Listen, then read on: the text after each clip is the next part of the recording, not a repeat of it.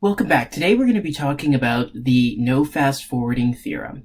So the no fast forwarding theorem is I would say one of the cornerstones of modern quantum simulation theory.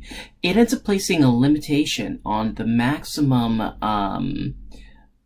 efficiency that we can simulate quantum dynamics for. In particular, what it ends up saying is that it's impossible to be able to simulate quantum dynamics using a number of queries to the Hamiltonian oracles that we described last time that scale sublinearly in the total evolution time.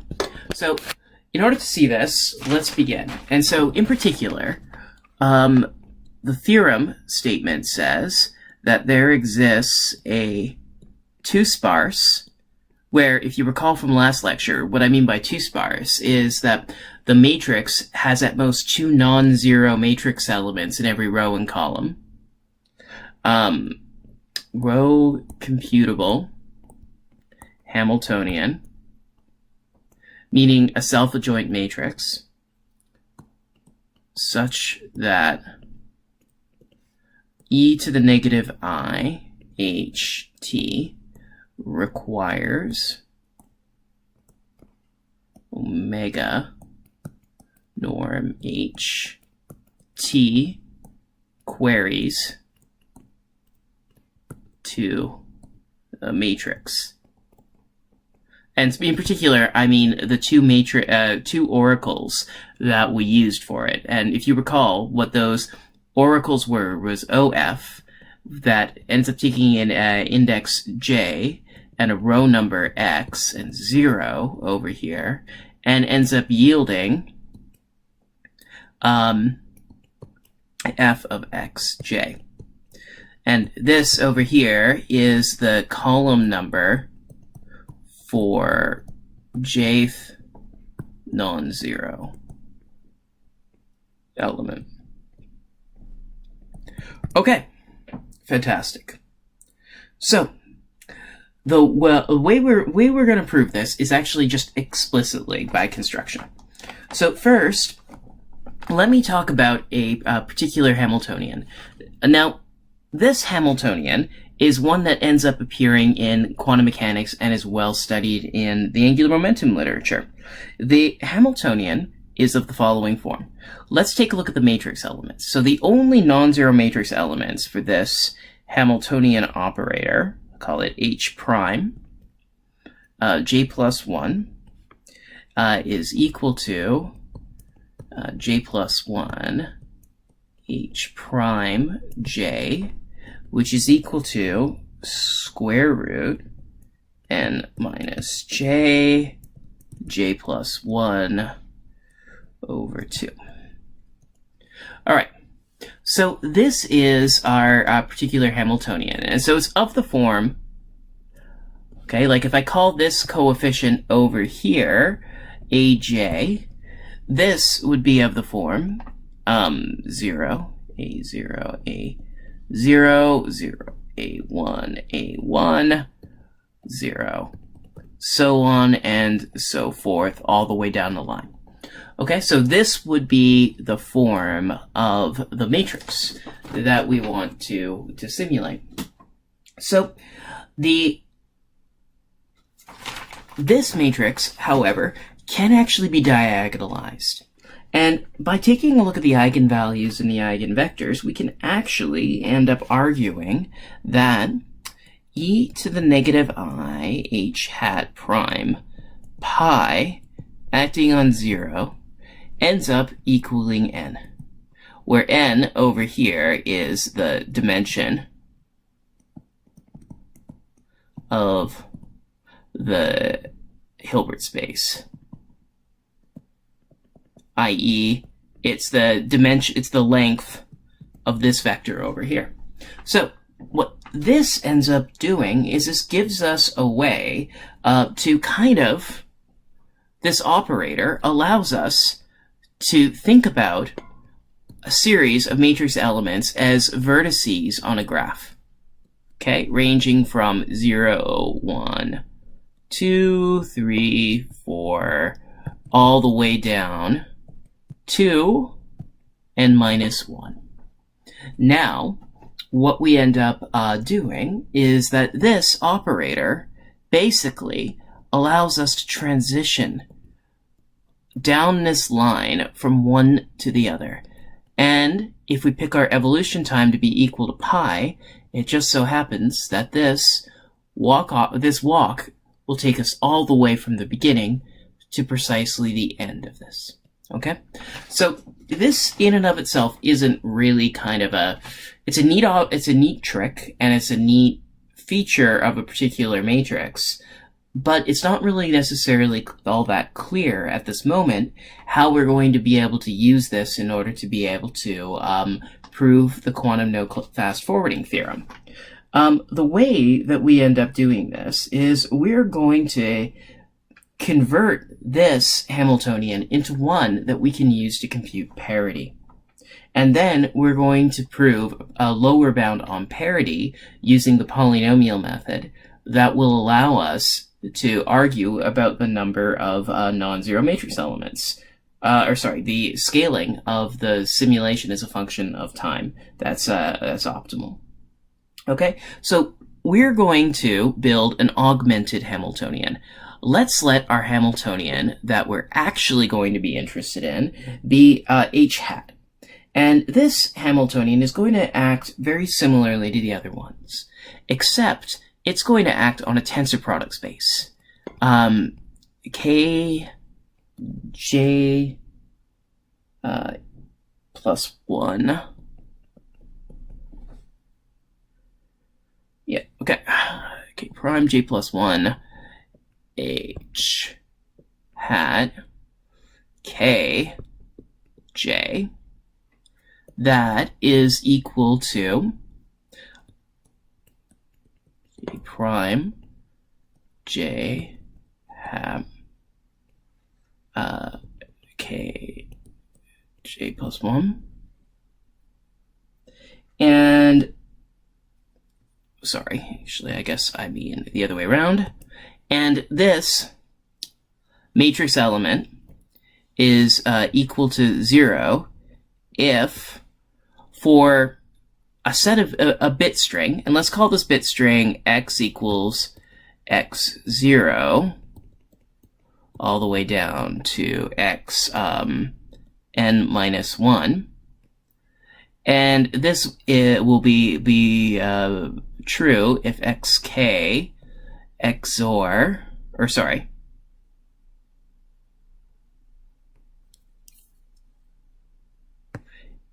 yeah, if k XOR k prime is equal to xj. Okay, and furthermore, we're going to take this matrix element to be the exact same as we had in our previous example. We are going to take this to be n minus j multiplied through by j plus 1 divided by 2.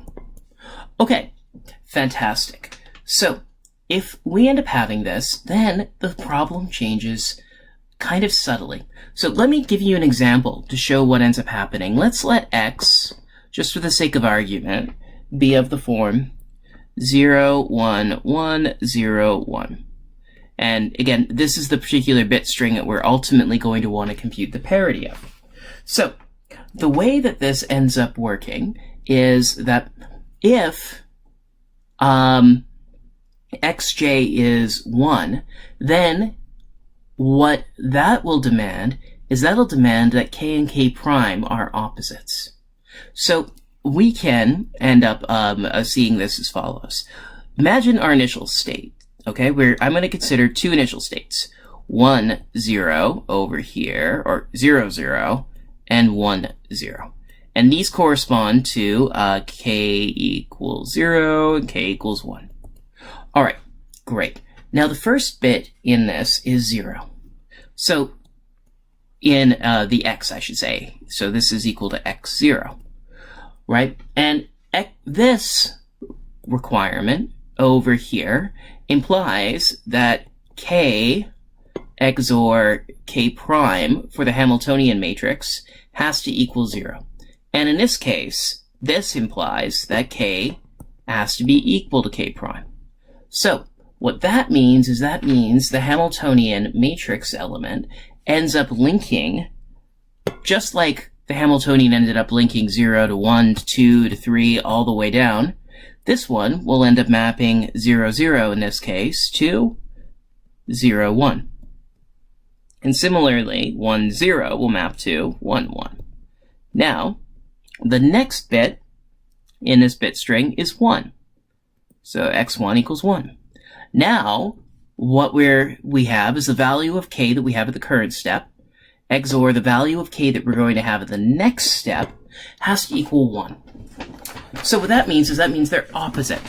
So that means that what's going to happen is that they are going to flip sides on the track. So this will go map to 1, 2, and this will map to 0, 2. Okay. And similarly, the next one is 1 up here, so they're going to flip again, going back down over here, and then this one ends up bouncing back up to 0, 3, and 1, 3. Okay, then they're going to go straight to 0, 4, and bounce back down to 0, 5. And similarly, this one's going to go to 1, 4, and bounce back up to 0, 5. Now, in this case, you'll note that if we began in this particular state, then the transitions end up looking exactly the same as we ended up having in this example over here. Except what ends up happening is that the value of k ends up jumping. So, if we ended up applying, just using the previous logic, because e to the minus I h hat prime pi acting on 0 is equal to n, or I suppose n minus 1 is how I should have done it, starting from 0, my apologies. Actually, I think it is n.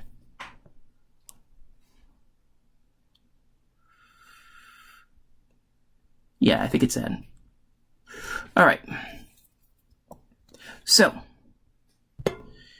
because we have this property, what we end up getting is that this will end up e to the minus I h hat, without the prime, pi, acting on 0, 0, will follow the exact same dynamics restricted to this top path. And so this is going to, in this particular case, it's going to map to 1,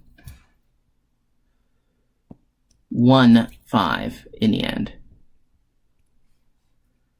Okay, or 1, 5 in this case. But you'll note, why did it map to 1 in the first one?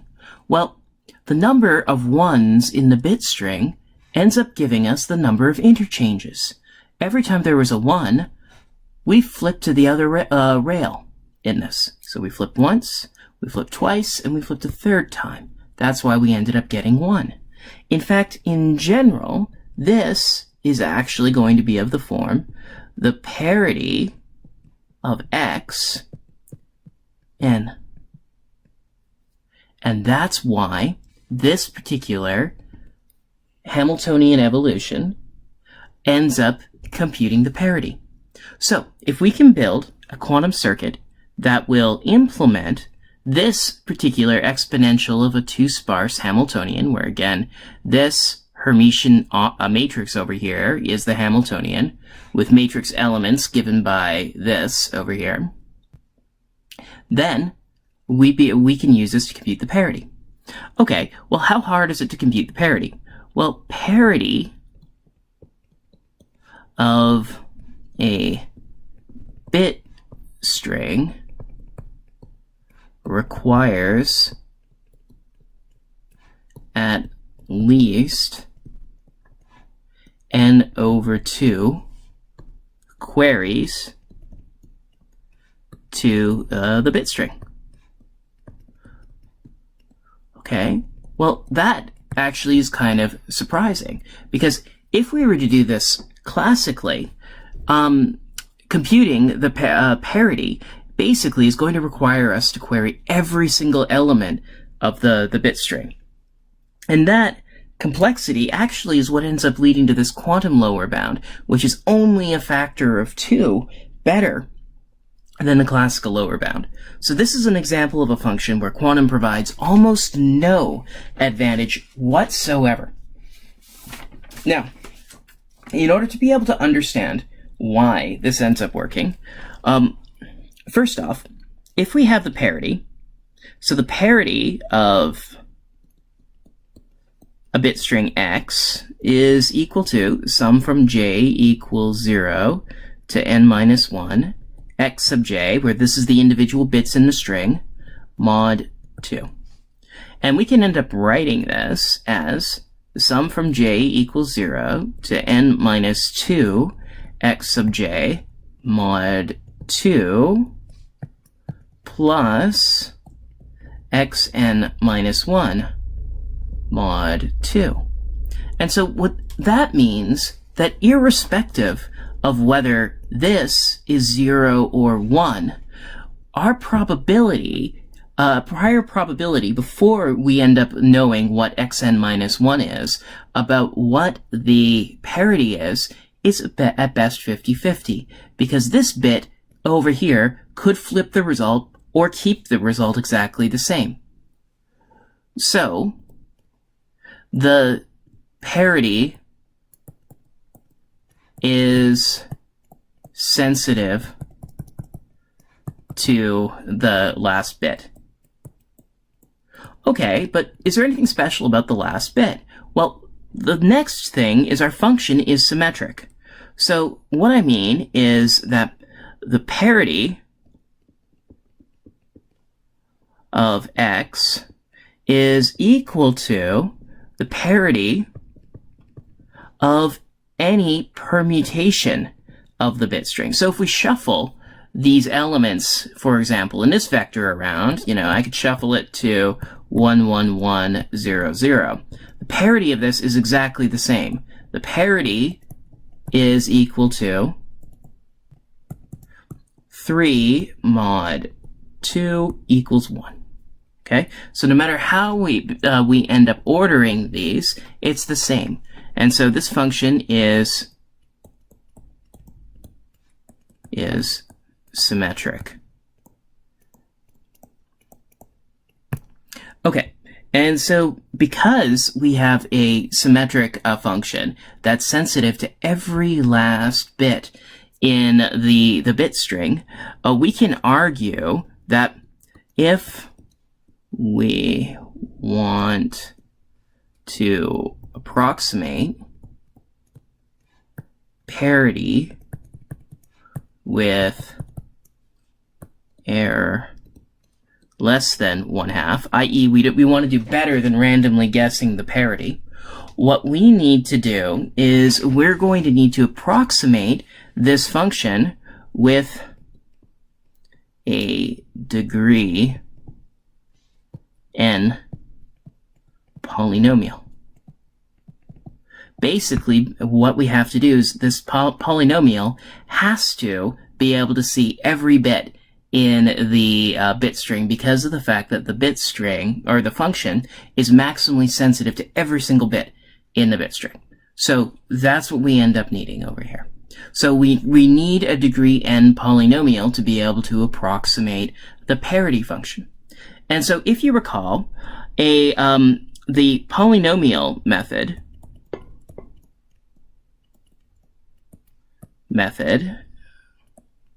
implies that every t-query algorithm leads to a quantum state psi that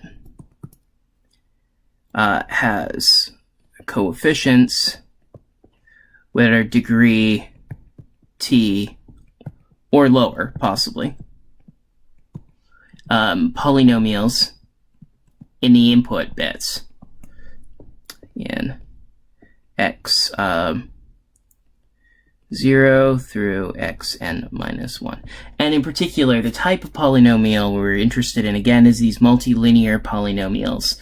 But I'm kind of digressing a bit. So the quantum state is of this form. And so the probability distribution that we would like to be able to approximate, p of x, which is equal to x psi. This is just the probability that I measure result a bit string x from psi, because again, the probability is the wave function squared. This ends up becoming a polynomial of degree 2t. And we need 2t is equal to n, because of this, the maximum sensitivity and also the symmetry of the function. And this implies that t has to be equal to n over 2. Okay? Therefore, at least n over 2 queries are needed to compute parity. Now, if we take a look at our Hamiltonian simulation, e to the negative I h hat pi acting on a state 0, 0 yields parity of x. Therefore, e to the negative I h pi must require order n queries, because parity requires n over 2 queries. Therefore, this dropping a factor of 2 at this level of granularity, it must require a number of queries as proportional to n. Okay, so now let's take a look at the general Hamiltonian simulation problem. We have e to the minus I h t. Okay, now if we take a look at the norm of h, which is defined to be here I'm using what's called the operator norm, or the Schotten infinity norm, or also called the induced 2 norm, which is equal to the maximum eigenvalue of h in absolute value. Then we see that this, for our particular Hamiltonian, just using these matrix elements up here, happens actually to be equal to n. Therefore, if any algorithm exists, and here t that we're using is equal to pi, which is in order 1. So if any algorithm exists that can simulate e to the minus I h t using fewer than norm h t, and which in this case is equal to order n queries, and I'm using little o here, which means strictly asymptotically upper bounded. So it removes the possibility that these two scalings are equal. So given that, what we end up getting is that this is impossible because it would violate the query lower bound. Ergo, the quantum simulation methods must scale at least linearly in the time and the norm of the Hamiltonian. So that is the argument that ends up showing that in general, we can't simulate Hamiltonians faster than in linear time, which to me is kind of a really cool result, because what it says is that in general, we can't simulate physical systems more than linearly in the amount of time that we want to simulate them for. So from this perspective, it's kind of almost like nature is optimally evolving at a linear rate. And no device could possibly scale faster in general than the overall runtime that these optimal simulation algorithms can go. And just so you recall, using a high-order Trotter-Suzuki methods, we can perform a simulation that has time that gets arbitrarily close to linear. And so we can get very, very close to this limit, but we can't actually quite hit it.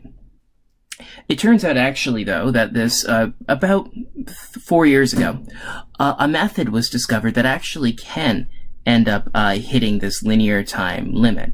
And this approach, well, I'll discuss perhaps very briefly next lecture, but in any case, we can get very, very close to this lower bound. So the moral of the story is the lower bound is tight. Okay, fantastic. So that is Hamiltonian simulation in a nutshell. But many of you might be wondering, okay, well, why, if I'm not interested in quantum chemistry applications, quantum field theory applications, or many of these other things, why would I be interested in the quantum simulation problem? Well, it turns out that the quantum simulation problem is actually much more fundamental than it ends up looking on the surface. In fact, actually a plethora of problems that seem like they have nothing to do with Hamiltonian simulation can be reduced to this problem. In particular, problems such as the solving semi-definite programs, and also basically everything in linear algebra and differential equations that we currently know how to do on quantum computers, and can be viewed as a consequence of Hamiltonian simulation.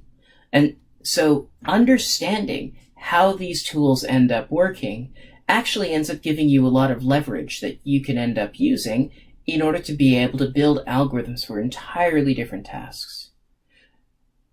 So to give you an idea about how this ends up working, I'm going to introduce first a new paradigm.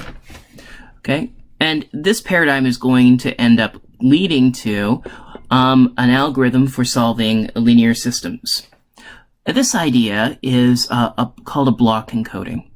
Now, block encodings have actually been around for a long time, but it's only within the last year that this language has actually really become popularized, and people have begun to recognize how wide-reaching this concept is.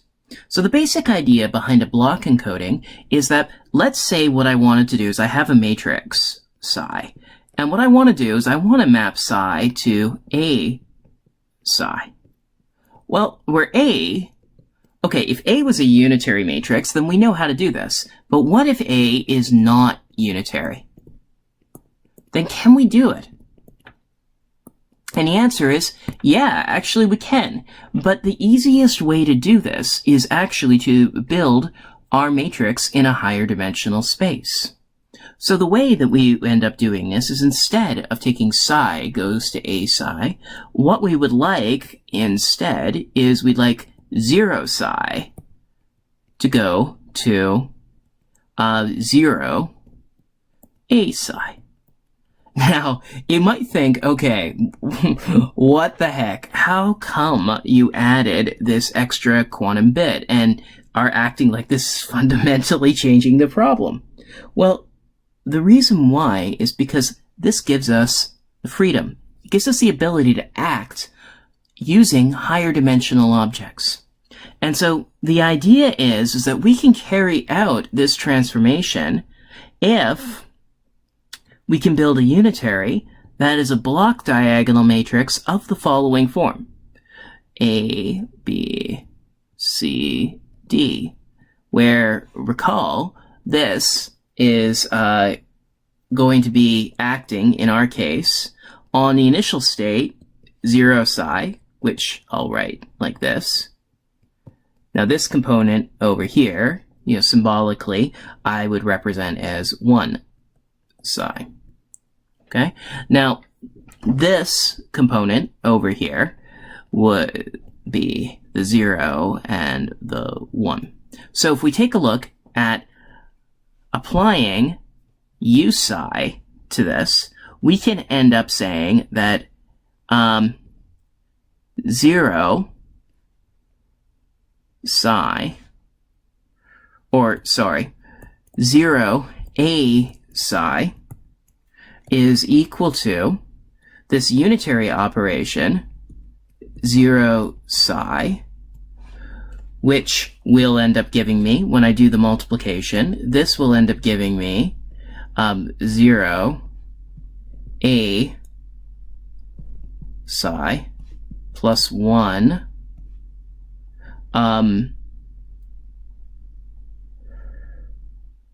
c psi.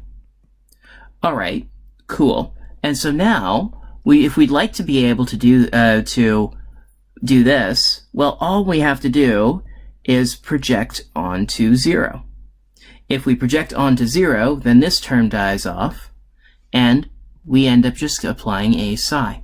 And so the way that we would end up doing this is we would measure the first qubit, and if 0, then happy, else sad. Okay, and so that's basically it. If we fail, we restart. And of course, more generally, we can use amplitude amplification, which again is a generalization of Grover's search algorithm, to boost the probability P of happy to about 1. Okay, so nearly 100%. So that is what the idea of block encoding is. If we want to be able to carry out an arbitrary linear transformation on our vectors, then we can do that by encoding that matrix as a subblock of a larger unitary matrix. We then build that unitary matrix on a quantum computer. And so, to give you an idea, the simplest example of this is, let's say what I wanted to do is, example. As a particular example, let's say what I wanted to do is I wanted to block encode the following. I wanted to block encode the projector 0, 0 plus 1, 1. And note, as you'll recall from our discussions on quantum error correction, this was the projector onto all 2-bit even strings. Okay, so let's say we'd like to be able to apply that projector. How could we do that? Well, the easiest way of doing this is to recognize that this projector, I'll call it PE over here, PE can actually be written as, and you can verify this pretty straightforwardly, this is equal to identity plus Z tensor Z over 2. Now, why is that? Well, if Z tensor Z acts on a string 0, 0, ZZ maps that to just 0, 0. However, if ZZ acts on 1, 1, that also will end up going to -1 squared 1, 1. But if ZZ ends up acting on 0, 1, on the other hand, that will just go to 1, -1, 1, 1. And so you can see that the identity and the Z tensor Z for this case and also 1, 0 will kill each other. And so for that reason, we can end up seeing that this will end up implementing this PE. And so a way to build this circuit, or a unitary that will do this, is the following. Z tensor Z, Hadamard, measure at the top. And it turns out that if you go through the linear algebra for this, if 0, then the state down here, psi will map to PE psi. In other words, what ends up happening is that we have built a unitary matrix such that the unitary can be written as PEBCD. So conditioned on a measurement, then we can apply this projector. And in general, we can't end up, we can apply basically any non-unitary matrix using this approach. But the success probability of doing so, or in turn, the cost of doing the amplitude amplification, could be quite large. So that is the challenge with it. But this gives us an incredible degree of flexibility, because we are no longer bound, once we do this, to only apply unitary matrices. We can escape those shackles by going to a higher dimensional space where we can do just about anything we want. And the first example that was really kind of compelling that people ended up finding for this is the quantum linear systems algorithm, or QLSA, sometimes called the Haro-Hasidim and Lloyd algorithm. And the idea of this algorithm is what we would like to be able to do is we'd like to be able to solve the linear system of equations AX equals B. Now in this case, imagine this is a square matrix. Okay, X is a vector, and it's unknown, and B is a known vector. Okay, now, first thing is that if we wanted to be able to solve this equation, because it's a square matrix, we can end up doing this in the event that A is invertible by just multiplying the matrix inverse of A on both sides. So we can solve this if we can apply that. Now we'd like to be able to do this on a quantum computer. So the way we would do this on a quantum computer is, well, we would just get this vector and convert it into a ket. Similarly, we can get this vector and convert it into a ket. So up to some normalization factor, this system of equations is equivalent to the previous one. So now our quantum system of equations is as follows. And if this were true, we would end up having X is equal to A inverse B. All right, cool. But again, this is not unitary. So what are we going to want to do? Well, we're going to want to solve this by trying to block encode A inverse up here in the following way. We want to be able to form a unitary matrix of that particular form. Okay, so that's what we're shooting for. And we're going to use Hamiltonian simulation, actually, in order to be able to do this. But first things first, you'll recall that a Hamiltonian simulation needs a Hermitian matrix. A is just promised to be a square matrix, not necessarily a Hermitian matrix. But without loss of generality, A is Hermitian. You might be thinking, what the heck? Come on. How can A be Hermitian without loss of generality? And the idea is, well, if it's not Hermitian, then let's define A prime to be equal to the slightly larger matrix 0A, A prime, 0. Or, sorry, A dagger.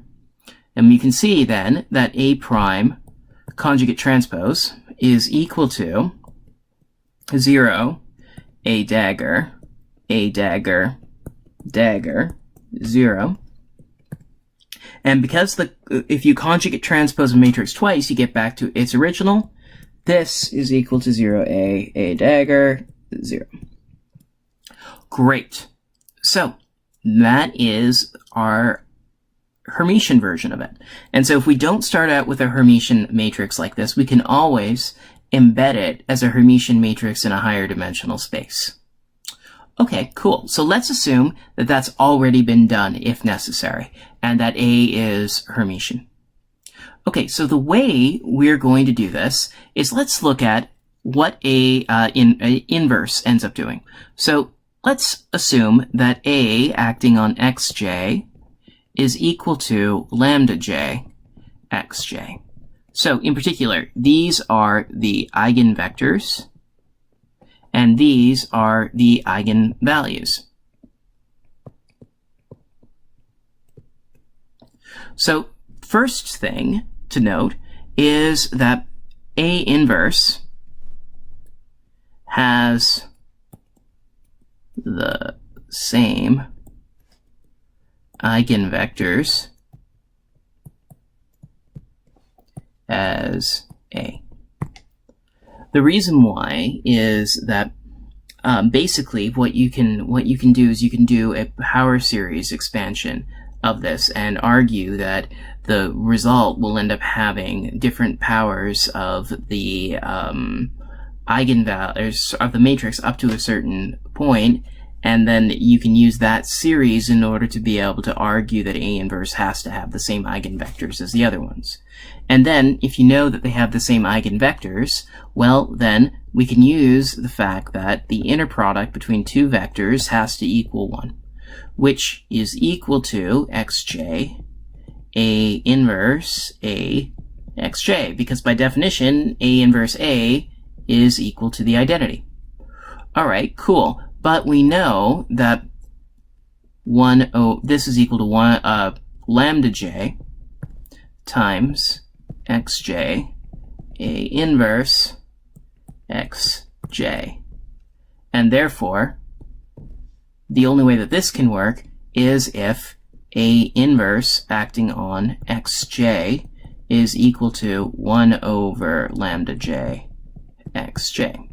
In general, if you want to be able to find the eigenvalues of any function of a matrix, you can always just do an eigenvalue vector transformation to diagonalize it, and then, just like this one ended up giving us the reciprocal of the eigenvalues, in general, it would be whatever function of the eigenvalues once you've diagonalized it. But in any case, that's what we have. So if we ended up having a vector, let's say I've got a vector that is of the form B is equal to sum over j, bj, xj. So all I've done right now is I've represented B in the eigenbasis of A. And so implicitly, for you math nerds out there, I've made an assumption that that A has a complete eigenbasis, i.e., all the eigenvectors end up forming a complete basis set. However, because it turns out because A is a Hermitian operator, that's always true. So we know that such a thing ends up existing. So in any case, expressing it, we can always express it without loss of generality in this particular form. If that's the case, then A inverse B is equal to A inverse sum over j, bj, xj. But because this is a matrix, it's a linear operator, and thus we can just apply it inside the sum. Okay, but we've already argued that the eigenvalues are 1 over lambda j. So therefore this is sum over j, bj over lambda j, xj. So we can apply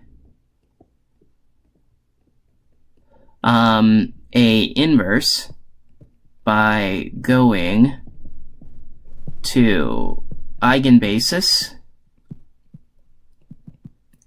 and dividing each coefficient in the expansion, i.e. these bj's over here, by the eigenvalues, lambda j. And that's going to be our tactic. The way we're going to solve this particular problem is by reducing it to an eigenvalue estimation problem. So, if you think about it, how on quantum computers do we know a good way of estimating eigenvalues? Well, we've actually spent a lot of time talking about eigenvalue estimation. We know that quantum phase estimation, or QPE, can estimate the values of e to the I lambda j, t, for some t. So, in particular, if we promise that lambda j is less than or equal to, let's call it lambda max, and greater than or equal to lambda min in absolute value, then what we're going to want to do is we're going to want to pick t to be equal to, or less than or equal to, 1 over lambda max. And the reason why is because of the fact that we actually aren't interested in estimating the phase of this. We're not interested in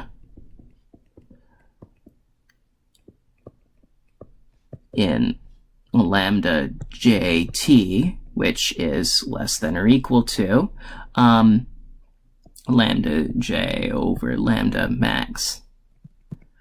We want, and I should say mod pi. The reason why it's mod pi, or 2 pi, sorry, is because this phase over here, it could be anything. If it's somewhere between like 0 and pi, say, then we unambiguously know what its value is. However, if lambda jt were equal to, I don't know, 10, then we would wrap around this circle 1 and a bit times. We get some value over here, but it's not clear how many times the phase is wrapped around before it ended up hitting this point. So if we just did phase estimation, we would end up getting a smaller value of lambda jt. We would end up getting lambda jt minus 2 pi back out. And so we'd miss that wraparound. And this is one of the reasons why we need to constrain our evolution time to go up to the maximum eigenvalue for this, to make sure that we just don't start spinning like crazy around here with our largest eigenvalues.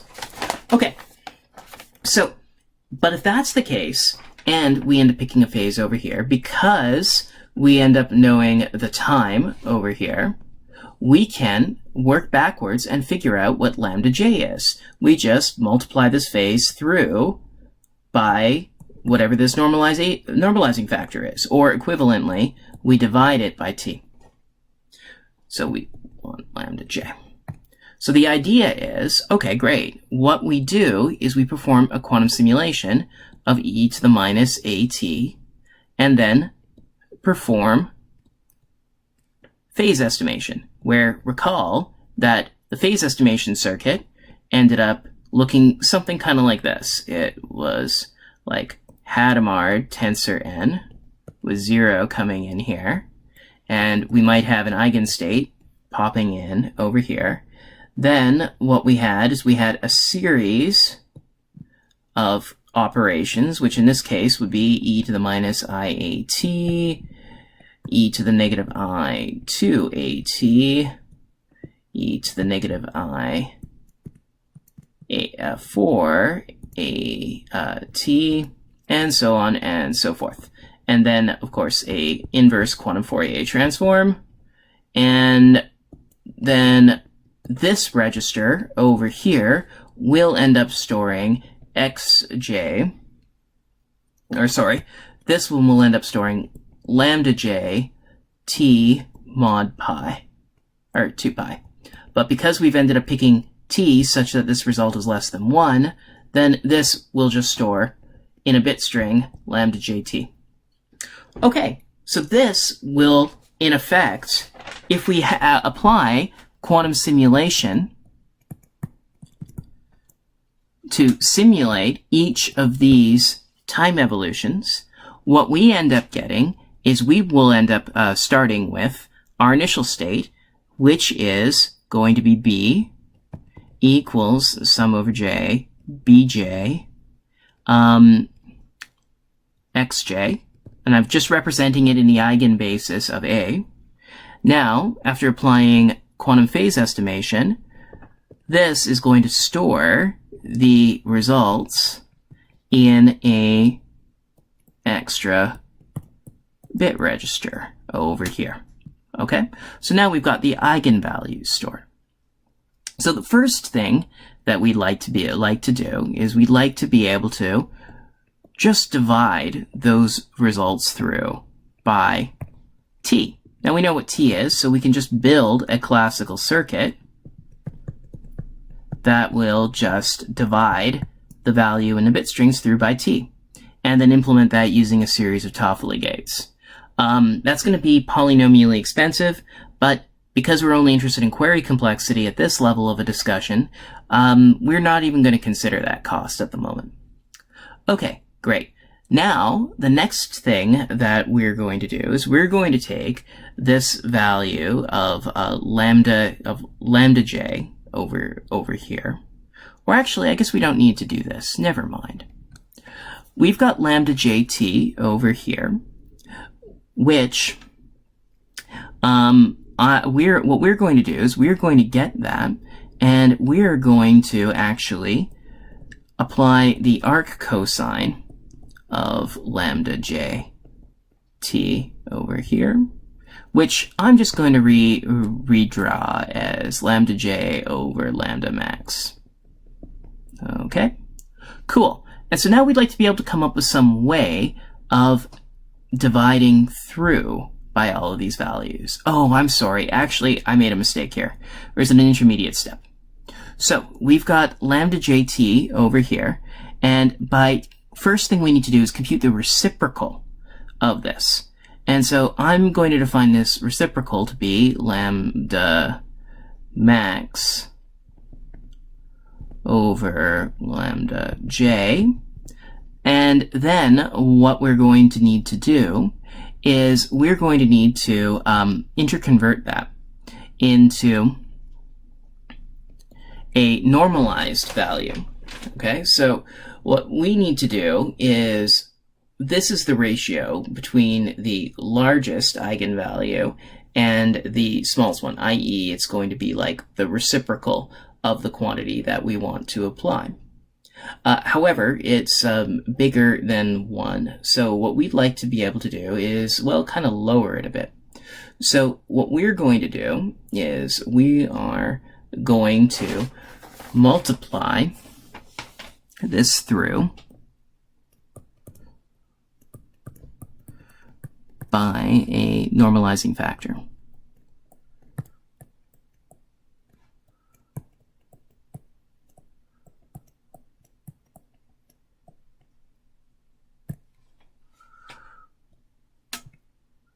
And this normalizing factor is just going to be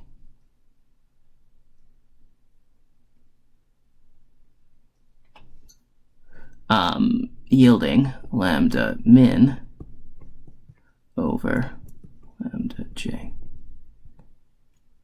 Okay, so you can see that lambda min over lambda j ends up giving us something that will end up going between 0 and 1. So this is now a sensible value, and we're going to finally do one last classical circuit over here to store this converted result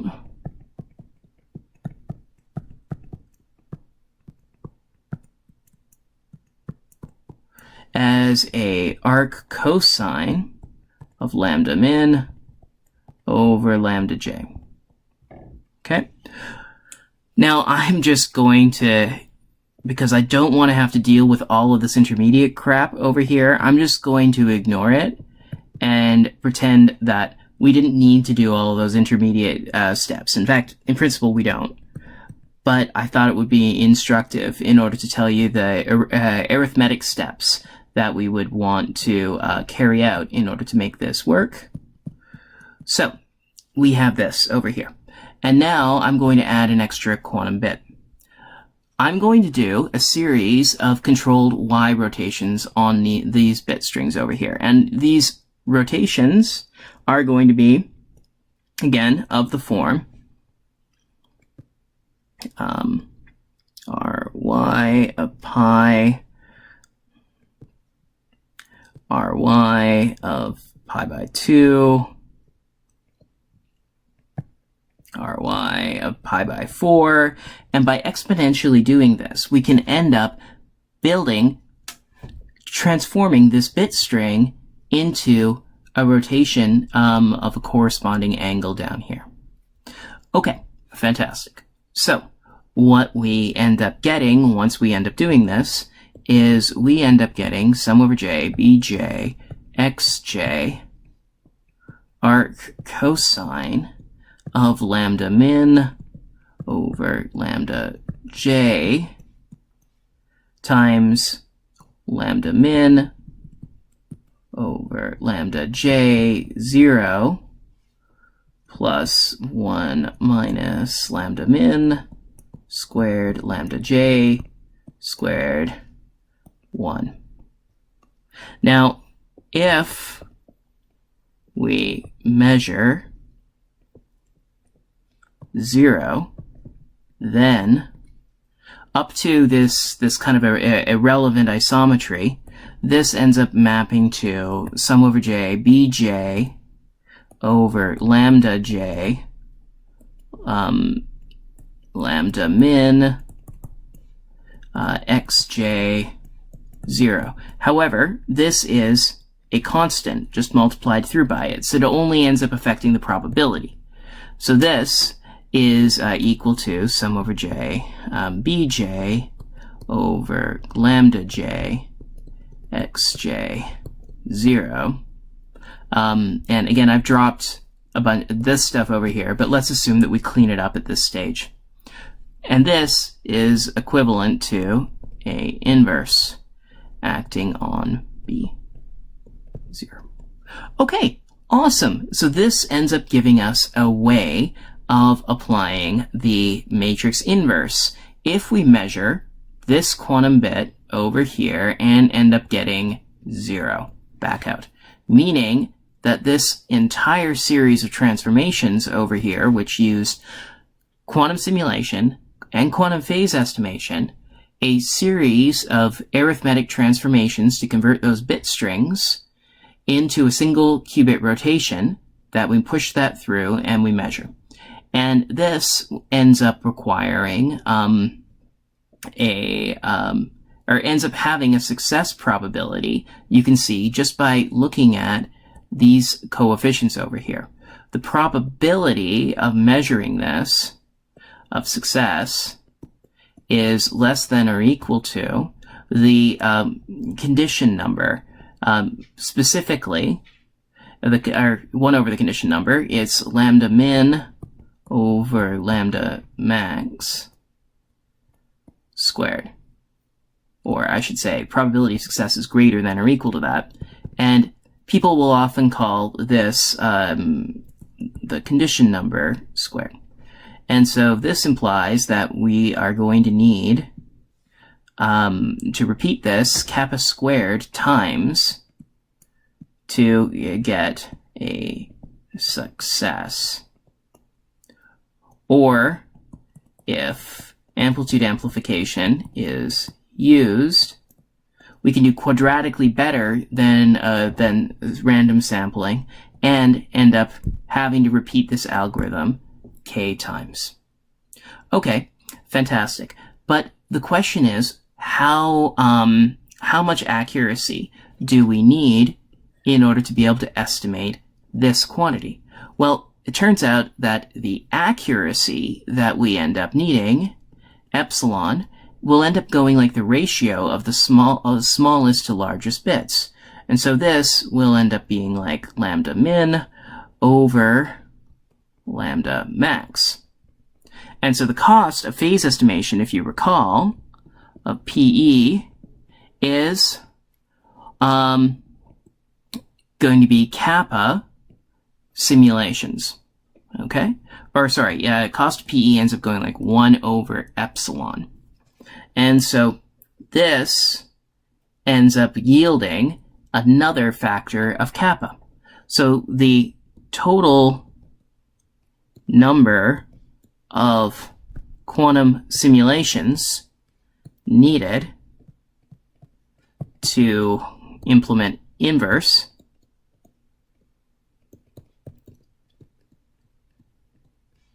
is order kappa squared if amplitude amplification is used. All right. Otherwise, it is going to be kappa cubed. All right. Fantastic. So now the final step is, what is the cost of doing one of these simulations over here? Well, the cost of doing a quantum simulation using the methods that we described previously is if A is D sparse, then using the graph decomposition techniques that we discussed, we can end up doing this in time D to the fourth norm of A T to the 1 plus little o1, meaning nearly linear in the time and nearly linear in the simulation error desired. So the time that we end up needing, that ends up going like, as I said, 1 over lambda max. However, this ends up going like lambda max. So we end up, when we put all of these things together, the total cost for the simulations ends up going like order kappa squared d to the fourth plus actually little o1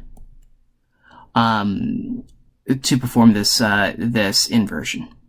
So what this ends up saying is and I guess over epsilon.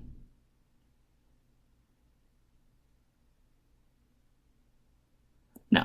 Okay, yeah, let's just leave that here.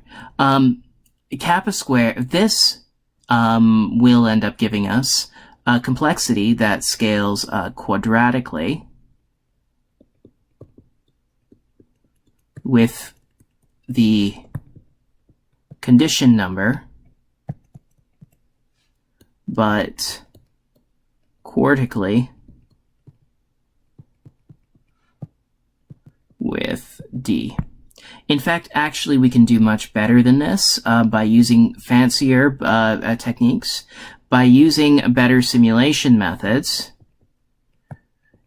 and by using more advanced amplitude amplification methods, in particular by using a technique like linear combinations of unitaries for the simulation or qubitization, and using a technique called variable time amplitude amplification that was proposed by Andrus Ambinus, we can actually improve this to near linear scaling with D and linear scaling with the condition number.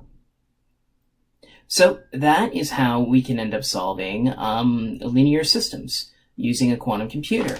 The whole idea, though, behind all of this was to follow a series of steps. 1, we diagonalize A. 2, we use phase estimation and quantum simulation to learn lambda j and store the values in quantum superposition. So we're not classically learning these values. All of these amplitude amplification estimation is yielding these eigenvalues and storing them tensored with the eigenvectors over here. So these over here are literally the bit encodings of the eigenvalues. And unless we look at this individually, we won't have any knowledge in particular about any of the eigenvalues once we've run PE. And in fact, we don't want to measure them. So we use PE in quantum simulation to learn lambda j. 3, we rotate an ancillary qubit to by cosine lambda min over lambda j to map the coefficients of the eigenvector, or of the initial state, b, to bj over lambda j. And this is equivalent to the coefficients that we would end up getting by applying A inverse to B. Okay? 4, measure 0 by post-selection, or use amplitude amplification.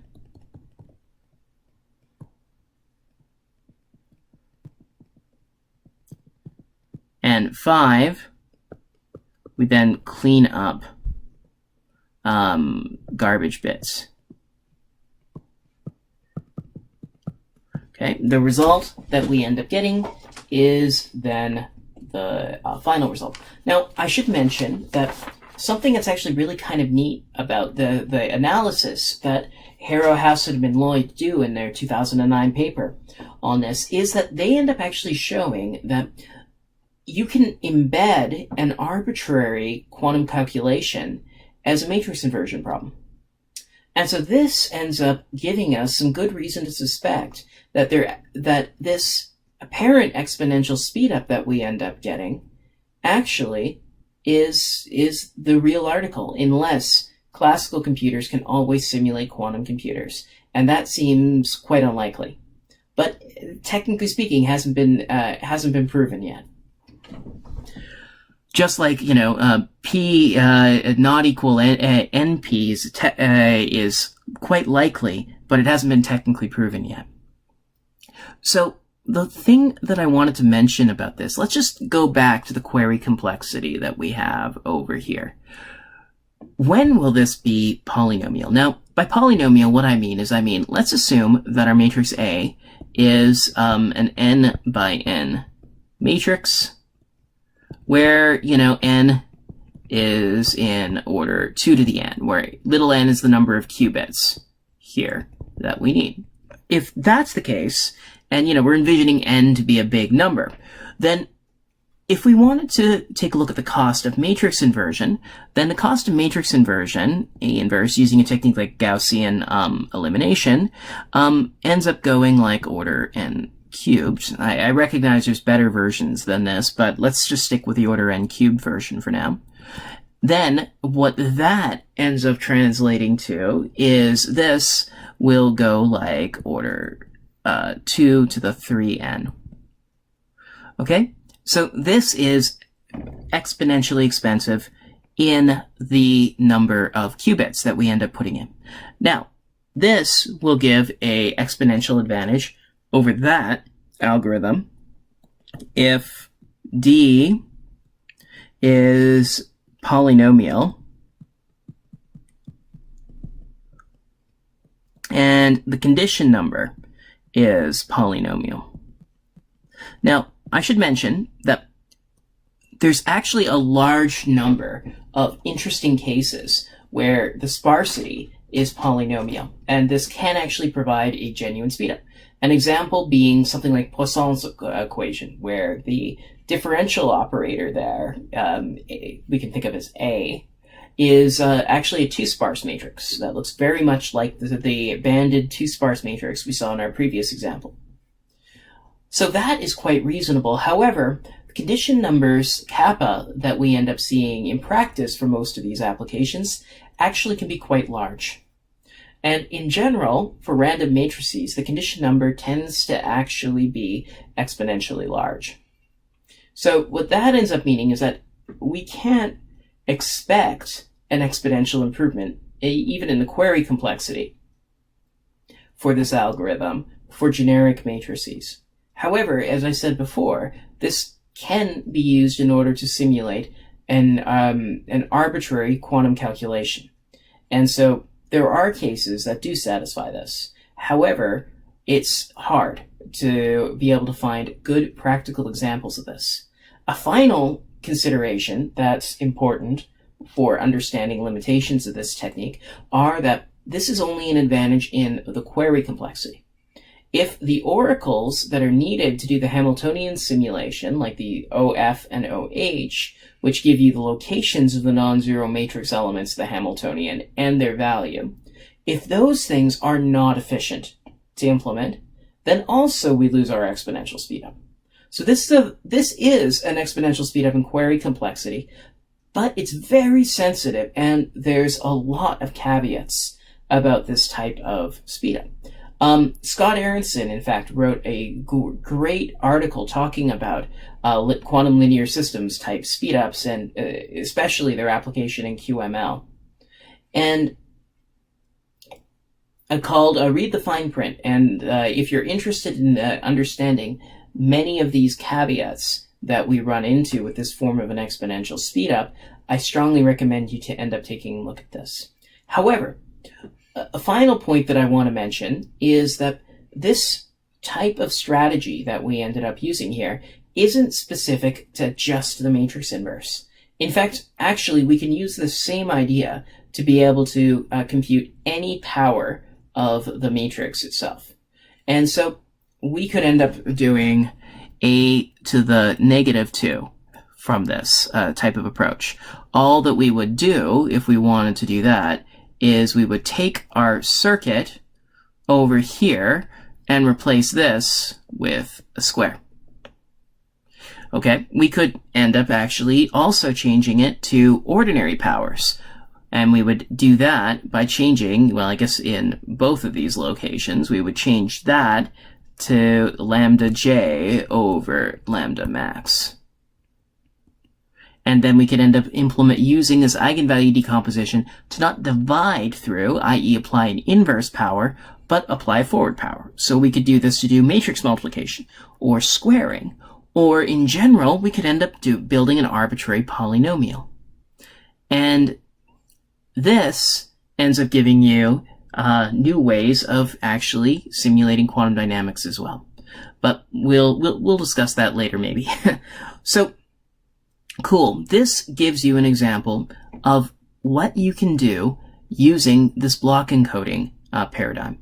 And next lecture, we are going to talk about ways that we can use this in even more advanced ways to further accelerate simulation and other applications. Thank you very much.